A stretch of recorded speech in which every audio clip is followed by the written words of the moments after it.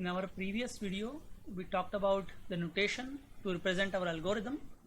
So we talked about these all notations. I hope that you remember. If you don't remember, please go back to the previous video.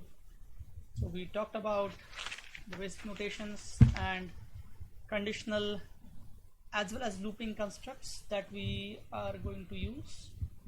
Okay. So now we'll do one example.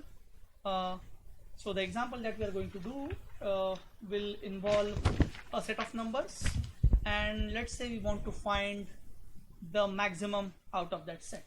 Okay, so I'll name my algorithm as find max. So name of my algorithm is find max, and this algorithm is going to take in some inputs. So I'm going to represent parentheses to indicate the input that it receives, and I'm going to receive the input into an array or group of variables called, say, num. So that is my input.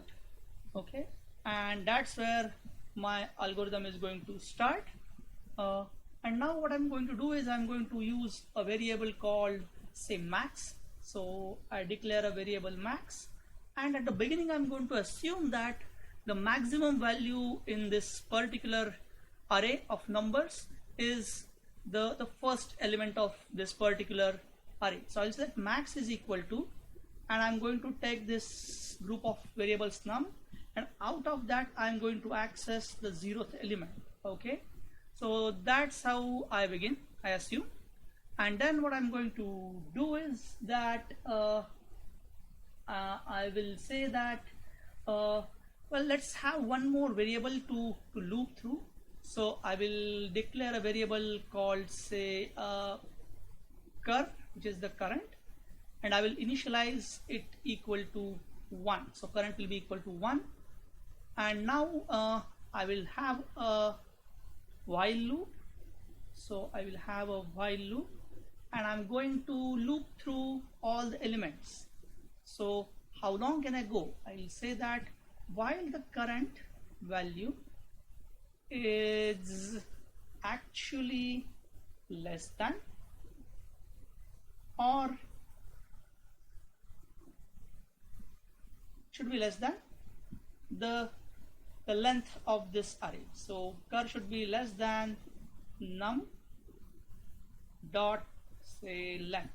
Okay, so for example, if I have only one element, then num dot length will be equal to 1. If I have two elements, the num dot length will be 2, and so on. So now with while I have to have opening braces, and if you notice, I have also followed the indentation. So everything within find max is one tab inside. Okay, so similarly everything inside the while loop would be one tab inside. And now what I'm going to do is I'm going to compare the value of the max. So what I'm going to do is I'll ask question whether the current value of max, so if my max is less than the element which is currently pointed by cur. So I'll go to the array num, and of this array I'm going to access element cur, which is current. So now the current element which is pointed in this array, if it happens to be greater than my max, in that case I have to do something. So I need opening braces. Now I'll go one tab inside. Okay, and what should I do? In that case I should say that, well, max is equal to the new large value that I found. In that case I will say that it is equal to num element pointed by the current. Okay, and that's where all the work to be done with if ends. So I'll have the closing braces for if, and once I do that, well, I have to increment the value of current. I have to go to the next element. So I will, and you can notice that now I have come one tab outside, right? So now I will say that my value of current should be increased by 1, and once I do that, I should check that if it is possible to move to the next element of my array. So I will have the corresponding closing braces for the while. Okay, that's where I have moved one tab to the left. So after doing this, what will happen is I will loop through my whole numbers array, and at the end my max will have the maximum value. So what I will do is at the end I will return the value of max, okay, and that's where my whole algorithm is going to finish. So I'm going to come one tab to the left and have my closing braces, okay. So that's the way my find max algorithm is going to work, okay. So let's notice the various elements. So this is my name of the algorithm. With parenthesis I have indicated the input. This is my array or group of variables. This is my single variable. That's how I access a particular element of my array or group. Similarly, I am accessing particular element of my array or group. This is how I access a particular property of my array or my group. And this is how I do the value assignment, max equal to num of cur of num. And what else? I'm checking a particular condition. So I'm checking if certain condition comes out to be true or false.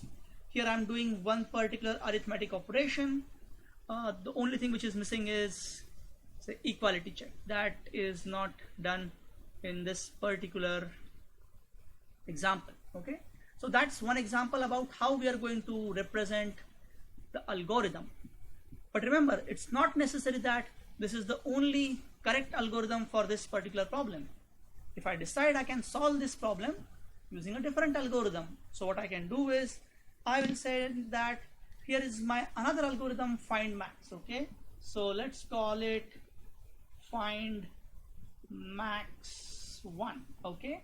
And what it will do is it will still take the array of numbers as input, but inside what it might do is it will call a particular routine called, say, sort, and it will send the array of numbers there.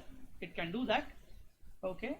And once it finishes the sorting, I know that the last element of this particular numbers array is going to be the largest element. So what I will do is I will only return the num dot length minus 1, okay. So what I'm saying is that if, let's assume that this array has single element, then the num dot length is going to be 1, but that first element is going to be the 0th element. That's why num length minus 1, okay. And that's how I'm going to, this is unnecessary parenthesis, and that's how my second algorithm is going to work, okay. So again I have opening braces, closing braces, I have moved one tab inside, and then I have moved one tab outside, okay. So out of these two, which one is a better algorithm? For example, it might seem like it's a very short algorithm, it's long algorithm, but this algorithm is doing a lot of extra work. It is sorting all the numbers in my array when actually I don't need the whole sorted order, whereas this algorithm is doing the exact work that is required. But this one is perhaps easier to code, this one is more efficient, okay.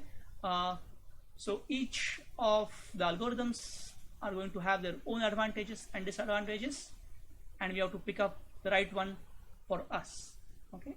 So that's the example for how we are going to represent our algorithm.